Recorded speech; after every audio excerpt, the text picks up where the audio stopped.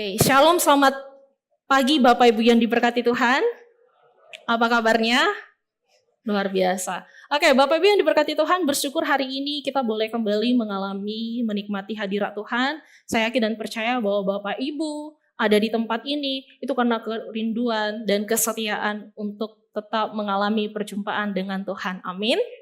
Dan hari ini Bapak Ibu kita akan mengakhiri tema kita di tahun ini tentang love at home, atau kita berbicara tentang keluarga. Di minggu pertama kemarin kita berbicara tentang bagaimana kita hadir di tengah keluarga kita, lalu di minggu kedua kita berbicara tentang kasih itu dimulai dan harus ada di dalam rumah. Lalu yang di minggu ketiga, rumah itu bukan sekedar tempat. Dan hari ini saya memberikan tema kepada kita adalah kasih di tengah ketidaksempurnaan.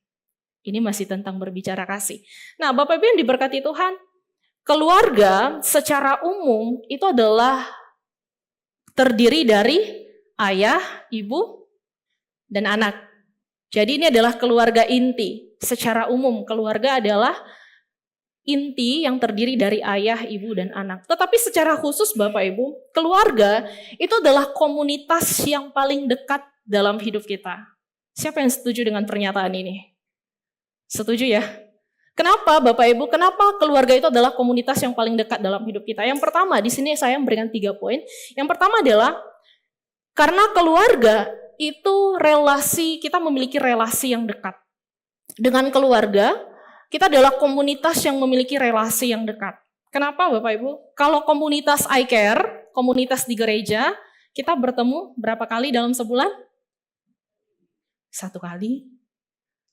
1 kali atau 2 kali dalam sebulan? 2 kali dalam sebulan kita akan bertemu dengan rekan-rekan sesama I Care. Tetapi kalau keluarga, itu kita akan bertemu 2 kali juga. Kita akan bertemu setiap hari. Kita akan bertemu dengan mereka setiap hari dengan orang yang sama pula. Kita akan berinteraksi dengan mereka dengan orang yang sama pula. Kita akan tinggal serumah, bangun pagi kita lihat wajahnya. Bangun pagi, dia lagi. Coba Bapak Ibu yang duduk di sebelah keluarga, bosan gak lihat wajahnya? Bosan ya? Kalau saya gak bosan, karena saya tinggal sendirian. Belum waktunya. Oke, nah Bapak Ibu yang diberkati Tuhan. Jadi, ini adalah salah satu alasan kenapa komunitas yang paling dekat di dalam hidup itu keluarga. Karena keluarga itu adalah tempat kita berelasi dengan dekat, secara dekat. Kita akan bertemu dan berinteraksi setiap hari. Lalu bagaimana dengan keluarga yang jarak jauh? Nah, kalau di hubungan pasangan itu LDR, tapi saya memakai istilah keluarga jarak jauh. Apakah kita tetap berinteraksi dan bertemu setiap hari? Masih tetap Bapak Ibu. Walaupun anak kita di luar kota, orang tua kita di mana, perbedaan jarak dan waktu, tapi itu tidak memisahkan relasi di antara kita. Kita akan tetap kembali kepada orang yang sama, di tempat yang sama, bertemu setiap hari dengan orang yang sama. Makanya kita punya relasi yang dekat. Lalu yang kedua adalah, mengapa keluarga itu disebut sebagai komunitas yang paling dekat? Yang kedua adalah karena keluarga itu adalah komunitas yang pertama. Jadi bagaimana kita hidup, bagaimana kita menjalani hidup, keluarga yang pertama membentuk siapa kita. Kalau istilahnya itu keluarga adalah sekolah pertama. Jadi sebelum kita mengenal dunia luar, sebelum Bapak Ibu mengenal gereja, mengenal komunitas luar, kita mulai dari dalam keluarga. Dia adalah komunitas yang terdekat. Lalu yang ketiga adalah mengapa disebut komunitas yang paling dekat? Karena di dalam keluarga itu kita diterima apa adanya. Jadi Bapak Ibu ada di sini yang tidak menerima keluarganya apa adanya? Semua kita di dalam keluarga pasti menerima ya, baik buruknya keluarga kita, gimana sikapnya, gimana penampilannya, gimana hidupnya. Di dalam keluarga kita tetap terima. Kalau di luar Bapak Ibu kita bisa jaga image, benar ya? Kita bisa jaga sikap. Saya di sini, di tempat ini saya bisa jaga image di depan Bapak Ibu.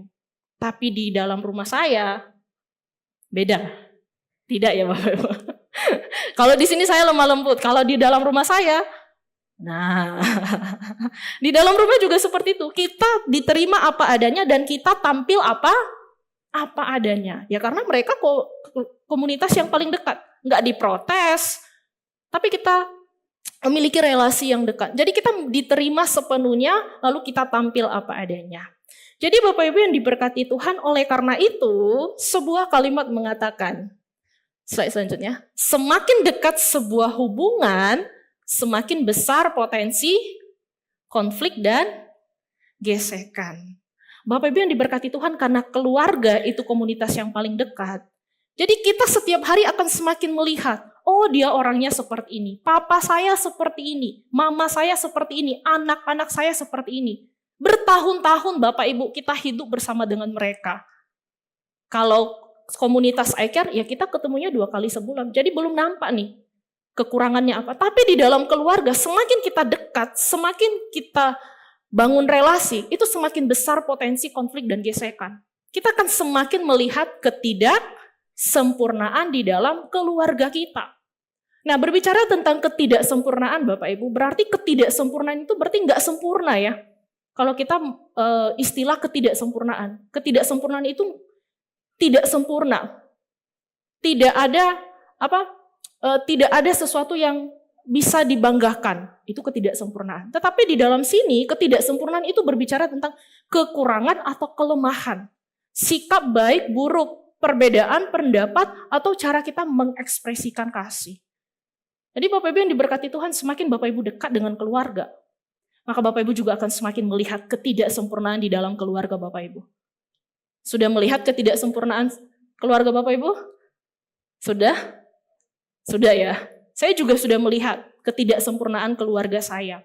Nah, Bapak Ibu yang diberkati Tuhan, oleh karena itu, di dalam keluarga kita melihat ada kekurangan dari orang tua kita. Kita melihat sikap baik buruk anak-anak kita.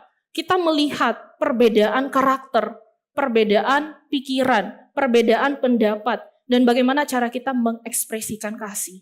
Bahasa kasih. Bahasa kasih itu bukan hanya untuk pasangan suami istri, tapi untuk semua kita. Di dalam keluarga pun bisa beda-beda bahasa kasihnya.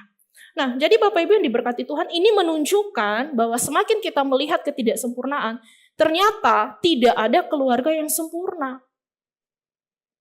Tidak ada keluarga yang sempurna, bahkan benar-benar sempurna. Gak ada Bapak Ibu. Kenapa? Karena keluarga itu adalah kumpulan orang-orang yang tidak sempurna. Jadi Bapak Ibu yang tinggal serumah, orang tua, anak-anak, itu tidak sempurna. Pribadi-pribadi yang tidak sempurna. Jadi papa saya tidak sempurna, mama saya tidak sempurna, saya dan adik-adik saya tidak sempurna. Lalu ketika berada di dalam satu rumah, apakah ada kesempurnaan? Tidak Bapak Ibu. Karena kita sama-sama tidak sempurna, maka rumah itu pun tidak sempurna. Oleh karena itu di balik kita yang tidak sempurna, akan tetap ada yang namanya ketidaksempurnaan. Jadi orang-orang yang tidak sempurna itu akan ada ketidaksempurnaan di dalamnya. Oleh karena itu Bapak Ibu yang diberkati Tuhan, setiap hari kita akan pasti menemukan ketidaksempurnaan di dalam keluarga kita. Benar ya? Realita zaman sekarang itu banyak sekali ketidaksempurnaan di dalam keluarga kita. Orang selalu menggambarkan keluarga yang sempurna itu keluarga yang good reckoning, good looking, baik, dan lain sebagainya. Tetapi sebenarnya di balik itu semua, ternyata ada celah tidak sempurna di dalamnya. Jadi Bapak Ibu yang terkasih, ketidaksempurnaan itu, ketika ketidaksempurnaan itu terlihat, realita yang terjadi sekarang ini adalah banyak orang yang tidak bisa menerima ketidaksempurnaan keluarganya. Ini yang terjadi zaman sekarang. Kenapa banyak keluarga yang berantakan? Kenapa banyak orang tua anak yang konflik? Kenapa banyak yang perceraian? Kenapa banyak pembunuhan dan lain sebagainya? Karena orang-orang di dalam setiap keluarga itu tidak sadar bahwa mereka itu orang-orang yang gak sempurna. Mereka tidak sadar bahwa di dalam keluarga mereka itu ada ketidaksempurnaan. Itu yang terjadi zaman sekarang. Setiap orang tuh punya standar. Tapi di dalam kehidupan kita sebagai orang percaya, tidak ada yang sempurna. Karena kesempurnaan itu milik Tuhan. Jadi Bapak Ibu yang diberkati Tuhan, oleh karena itu di tengah realita yang ada, firman Tuhan hari ini mengajak kita di dalam Kolose pasal 3 ayat 14, dikatakan di situ, yuk mari kita baca secara bersama-sama, 1, 2, 3. Dan di atas semuanya itu, kenakanlah kasih, sebagai pengikat. Bapak Ibu perhatikan ayat yang warna merah. Kenakanlah kasih. Ayat sebelumnya berkata, dan di atas semuanya itu. Kalau Bapak Ibu baca Kolose pasal 3 ini berbicara tentang, ini bukan ditujukan kepada keluarga ya. Paulus menulis surat ini kepada jemaat yang ada di Kolose, karena pada waktu itu mereka mengalami perpecahan. Jemaat yang di Kolose itu mengalami perbedaan. Jadi mereka tercerai-berai sebagai jemaat Tuhan. Mereka berantakan sebagai jemaat Tuhan. Bukan hanya jemaat, tetapi di dalam kehidupan rumah tangga mereka pun mereka mengalami perpecahan. Oleh karena itu Bapak Ibu, di tengah perbedaan itu, di tengah keadaan itu, di tengah gesekan itu, Paulus mengingatkan mereka supaya di tengah ketidaksempurnaan kamu, di tengah perbedaan kamu, di tengah masalah kamu harus mengenakan kasih. Nah, ini yang penting. Bapak Ibu coba perhatikan gambar berikut. Oke, di sini ada 2 gambar ya. Gambar yang pertama yang di sebelah sini ya. Itu ada beberapa lidi yang sedang apa itu? Berserakan. Kira-kira Bapak Ibu senang gak lihat lidi yang berserakan, berantakan? Gak senang ya. Jadi lidi-lidi ini tuh sedang berserakan, tidak terlihat rapi Bapak Ibu. Kira-kira bisa digunakan gak? Gak bisa ya lidinya. Tetapi perhatikan gambar yang kedua. Lidi yang sudah, yang rapi, yang utuh, tidak terlihat, yang mana yang miring, yang mana yang tinggi, dan lain sebagainya. Kira-kira apa perbedaannya Bapak Ibu? Ada apa dengan gambar 1 dan gambar 2? Apa yang membedakannya? Kenapa lidi itu bisa terikat rapi? Karena ada sesuatu yang mengikat. Lidi itu rapi, tidak berantakan, itu karena ada sebuah yang mengikat. Yaitu pengikat itu adalah tali. Sehingga lidi itu bisa digunakan. Jadi Bapak Ibu yang diberkati Tuhan, pengikat itu adalah sesuatu yang digunakan untuk menyatukan, menggabungkan, menahan benda agar tidak terurai atau tidak berantakan dan tetap utuh. Bapak Ibu yang diberkati Tuhan, sama halnya di dalam hidup kita. Kita juga sama seperti lidi-lidi itu. Setiap keluarga sama seperti lidi-lidi itu. Kita mengalami banyak hal di dalam hidup ini, di dalam realita keluarga kita. Tetapi firman Tuhan hari ini mengingatkan kita untuk mengenakan kasih itu sebagai pengikat. Tali itu yang kita gunakan. Kasih itu yang kita gunakan untuk menyatukan lidi-lidi yang berantakan itu. Kalau hari ini keluarga kita berantakan, kalau hari ini keluarga kita lagi konflik, pakai sesuatu, cari sesuatu yang mengikat keluarga itu, supaya seperti lidi itu. Nah, jadi Bapak Ibu yang diberkati Tuhan, oleh karena itu Paulus mengajak jemaat di Kolose untuk mengenakan kasih itu sebagai pengikat, agar mereka tidak tercerai-berai, agar mereka tidak berantakan sebagai jemaat Tuhan. Kenakanlah kasih sebagai pengikat di tengah ketidaksempurnaan. Lalu alasannya mengapa Bapak Ibu? Kenapa kita harus menggunakan atau mengenakan kasih sebagai pengikat di tengah ketidaksempurnaan kita di dalam keluarga? Yang pertama adalah 1, kasih sebagai pengikat yang mempersatukan. Nah, Bapak Ibu yang diberkati Tuhan, ada yang kenal dengan beliau? Oke, beliau adalah seorang mantan presiden India bernama Abdul Kalam. Jadi Bapak Ibu pada suatu waktu ketika dia diwawancara, ia menceritakan kisah hidupnya ketika ia masih kecil bersama dengan keluarganya. Lalu pada waktu itu dia menceritakan sebuah peristiwa di mana pada waktu malam ibunya sedang menyiapkan makan malam. Jadi pada waktu malam ketika mereka berkumpul, ada ibunya, ayahnya, dan dirinya sendiri. Mereka sedang menikmati makan malam. Ibunya menyiapkan makan malam dan di antara makanan itu Bapak Ibu ada sepotong roti gosong. Ada yang pernah makan roti gosong? Oh, enak gak roti gosongnya? Kalau saya mau kasih roti gosong mau? Enggak ya. Oke, nah Bapak Ibu yang diberkati Tuhan, lalu di antara makanan yang banyak itu ada sepotong roti gosong. Lalu dengan santainya ibunya memberikan roti gosong itu kepada sang ayah. Dia datang lalu dia letakkan roti gosong itu di depan sang ayah. Lalu si Kalam itu melihat kira-kira reaksi ayahnya ini gimana. Kalau Bapak Ibu tebak reaksi ayahnya gimana? Marah atau makan? Marah atau makan? Marah. Udah ketahuan jawabannya di situ. Oke, nah Bapak Ibu yang diberkati Tuhan, apa yang terjadi ketika roti gosong itu ada di depan ayahnya, lalu Kalam melihat reaksi ayahnya adalah sang ayah mengambil roti itu, lalu dengan santainya memakan roti itu tanpa protes. Dia makan, lalu sambil ngobrol dengan Kalam. Kalam, bagaimana hari-harimu di sekolah? Sambil makan roti gosong.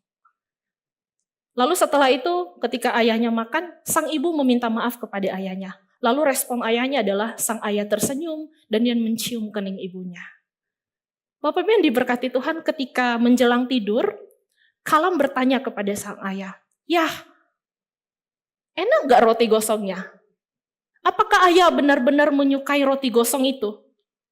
Lalu sang ayah menjawab, "Roti gosong tidak menyakiti siapapun, tetapi kata-kata kasarlah yang apa? Sakit gak kalau Bapak Ibu dikasarin? Sakit gak? Sakit. Roti gosong itu menyakiti kita tidak? Tidak. Jadi Bapak Ibu yang diberkati Tuhan, dari kisah ini, kira-kira dari 3 orang ini, ayah, ibu, Kalam, siapa yang mengenakan kasih? Siapa yang mengenakan kasih? Sang ayah. Sang ayah mengenakan kasih. Kasih yang dia kenakan adalah mempersatukan keluarganya, bahkan di tengah ketidaksempurnaan sang istri yang tidak bisa memasak. Istrinya, dia tahu kelemahan istrinya. Istrinya nggak bisa masak roti, makanya rotinya gosong. Tapi dia menerima ketidaksempurnaan istrinya dengan memakan roti gosong. Jadi Bapak Ibu yang punya istri, nanti kalau masakan istri kekurangan kelebihan garam, makan aja. Kalau ada yang gosong, makan aja, nggak apa-apa. Cara kita menerima ketidaksempurnaan itu. Lalu yang kedua adalah, bagaimana? Belum, sabar. Oke, yang kedua adalah ia menerima ketidaksempurnaan itu. Lalu yang kedua, kasih itu digunakan sebagai sesuatu yang mempersatukan. Dengan cara bagaimana Bapak Ibu? Menjaga hati. Jadi sang ayah itu menjaga hati istrinya, menjaga hati sang istri, menjaga hati sang anak, agar tetap bersatu. Bapak Ibu, ini bukan hanya untuk ayah ya, untuk laki-laki atau kepala keluarga. Bukan hanya ayah yang menjaga hati anak-anak dan istri, tapi seorang ibu juga dapat menjaga hati suami dan anaknya.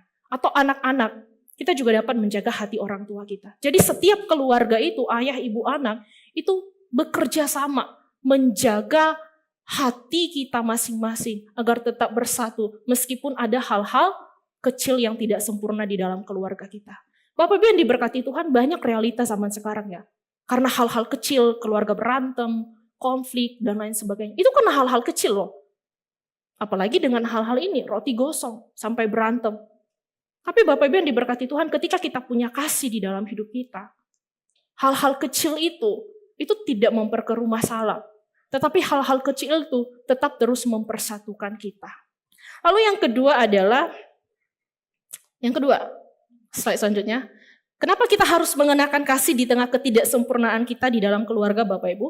Karena kasih sebagai pengikat yang apa? Menyempurnakan. Kira-kira Bapak Ibu, karena kita tidak sempurna, keluarga kita tidak sempurna, ketika kita menghadirkan kasih di dalamnya, kira-kira keluarga kita sempurna nggak? Keluarga kita jadi sempurna tidak? Sesuai dengan ayat ini. Bapak Ibu, ketika saya tafsirkan ayat ini, kan katanya nggak ada keluarga yang sempurna. Tapi mengapa ayat ini mengatakan menyempurnakan? Berarti ketika kita hadirkan kasih di dalam keluarga kita, itu berarti keluarga kita jadi sempurna. Tidak Bapak Ibu. Tetapi di dalam ayat ini, mari kita perhatikan kata menyempurnakan. Itu menggunakan teleio, yang artinya sempurna. Sempurna di dalam hal ini adalah utuh, tidak bercelah, penuh, atau lengkap. Jadi Bapak Ibu yang diberkati Tuhan, ketika kita berbicara tentang kesempurnaan, tentu kesempurnaan itu tidak ada dosa di dalamnya. Tetapi karena kita kembali ke natur kita sebagai manusia yang berdosa, Tentu tidak ada kesempurnaan di dalam diri kita dan juga di dalam keluarga kita. Tetapi ayat ini mengatakan menyempurnakan. Ini adalah kasih yang saling melengkapi. Jadi menyempurnakan di dalam ayat ini adalah kasih yang saling melengkapi. Kita butuh kasih ini Bapak Ibu. Kita butuh kasih di dalam keluarga kita supaya menyempurnakan keluarga kita yang punya kekurangan dan kelemahan masing-masing. Saya sebagai anak punya kelemahan bagi kedua orang tua saya. Orang tua saya punya kekurangan. Tapi ketika ada kasih, kekurangan itu nggak akan terlihat. Karena kekurangan itu saling kita lengkapi. Makanya di dalam keluarga butuh yang namanya kerjasama. Kerjasama untuk saling melengkapi. Bukan hanya orang tua, tapi anak-anak juga harus saling melengkapi. Jadi inilah istilah menyempurnakan, kita melengkapi kekurangan dan kelemahan setiap anggota keluarga kita. Lalu yang kedua adalah menyempurnakan di dalam ayat ini adalah kasih itu memberikan kita sebuah hubungan yang utuh. Jadi utuh berarti Bapak Ibu kita tetap bersatu. Sekalipun ada celah, sekalipun ada pertengkaran, sekalipun ada ketidaksempurnaan, sekalipun ada perbedaan, tetapi di dalamnya ketika kita hadirkan kasih, keluarga kita akan tetap utuh. Dikit-dikit saya mau cerai, dikit-dikit saya mau tinggalin rumah. Bukan itu solusinya. Ketika ada kasih, sekalipun ketidaksempurnaan itu ada, kasih itu memberikan kita keutuhan. Kasih itu membuat kita utuh sebagai keluarga. Jadi Bapak Ibu yang diberkati Tuhan, ada sebuah seni, slide selanjutnya, di Jepang, itu seni kintsugi. Nah, Bapak Ibu yang diberkati Tuhan, coba perhatikan gambarnya. Di gambar yang pertama, itu ada sebuah guci yang sedang berserakan atau pecah. Jadi seni kintsugi ini adalah seni tradisional Jepang di mana mereka memperbaiki guci yang pecah dan rusak. Nah, caranya bagaimana Bapak Ibu? Jadi ketika ada guci yang pecah, itu tidak langsung dibuang. Beda kalau kita ya, kalau ada pecah dikit, piring dikit, langsung dibuang. Tapi mereka enggak Bapak Ibu. Mereka kumpulkan pecahan-pecahan itu, lalu mereka satukan, mereka tidak membuangnya, tetapi menyatukannya kembali dengan lem, lalu setelah dilem, itu dilapisi dengan emas. Bapak Ibu perhatikan gambar yang nomor 2. Kira-kira gucinya terlihat indahkah? Estetik ya gucinya. Jadi Bapak Ibu makanya di dalam seni kintsugi, itu mereka punya filosofi begini, menemukan keindahan dalam ketidaksempurnaan. Jadi Bapak Ibu nggak apa-apa kalau keluarga kita tidak sempurna. Mana tahu kita akan menemukan keindahan di dalamnya. Di tengah ketidaksempurnaan itu dalam keluarga, ketidaksempurnaan itu akan selalu ada Bapak Ibu. Perpecahan itu akan selalu ada. Pertengkaran itu selalu ada. Perbedaan pendapat itu selalu ada. Kita nggak bisa hindari. Tetapi ketika kita balut dengan kasih, maka kasih itu akan bekerja seperti emas itu. Yang akan memberikan keindahan bagi keluarga kita. Jadi Bapak Ibu yang diberkati Tuhan, ketidaksempurnaan itu adalah ruang bagi Tuhan. Kenapa sih nggak ada kesempurnaan? Kenapa sih ketidaksempurnaan itu ada? Karena di balik ketidaksempurnaan kita di dalam keluarga, disitulah Tuhan bekerja. Untuk membentuk keluarga Bapak Ibu, untuk mendewasakan kita, untuk membentuk kita, untuk memulihkan kita, setiap anggota keluarga yang ada di keluarga kita masing-masing. Bapak Ibu yang diberkati Tuhan, Tuhan tidak mencari keluarga yang sempurna untuk Dia berkati. Tetapi Tuhan mencari hati setiap anggota keluarga kita untuk dibentuk di tengah ketidaksempurnaan kita. Slide selanjutnya. Makanya Bapak Ibu, jangan takut dengan ketidaksempurnaan keluarga. Kenakanlah kasih dari Tuhan setiap hari sebagai pengikat yang mempersatukan dan menyempurnakan. Bapak Ibu, kenapa saya menulis ini? Jangan takut dengan ketidaksempurnaan. Karena saya juga sadar. Bapak Ibu, saya lahir dari keluarga hamba Tuhan ya. Jadi setiap hari dari kecil itu sudah terbiasa dengan kehidupan rohani. Mungkin bagi sebagian orang, karena keluarga hamba Tuhan, terlihat rohani. Hidupnya tuh baik-baik aja, sempurna banget. Sebenarnya tidak Bapak Ibu. Kerohanian, kehidupan kami sebagai keluarga hamba Tuhan, itu tidak terlepas yang dari namanya ketidaksempurnaan. Pertengkaran ada nggak? Ada. Salah paham ada. Tetapi di balik itu semua Bapak Ibu, ketika saya memilih untuk menjadi seorang hamba Tuhan, saya masih tetap melihat ketidaksempurnaan itu di dalam keluarga saya. Tapi ketika saya mulai mengerti ketidaksempurnaan itu mengapa ada di dalam keluarga saya tahu bahwa itu cara Tuhan bekerja membentuk, mendewasakan, dan mengajar kami sebagai keluarga. Jadi Bapak Ibu yang diberkati Tuhan, jangan takut dengan ketidaksempurnaan keluarga kita. Tapi mari kita kenakan kasih yang dari Tuhan setiap hari untuk mempersatukan dan untuk menyempurnakan keluarga kita. Apapun kondisi keluarga Bapak Ibu saat ini, mari kita bawa ke hadapan Tuhan. Ketidaksempurnaan itu, mari kita bawa ke hadapan Tuhan. Apapun problem kita, apapun masalah kita, mari kita bawa ke hadapan Tuhan. Karena kasih Tuhan itu akan sanggup memulihkan, menolong, dan melengkapi kehidupan kita sebagai keluarga-keluarga Kristen yang diberkati oleh Tuhan. Amin.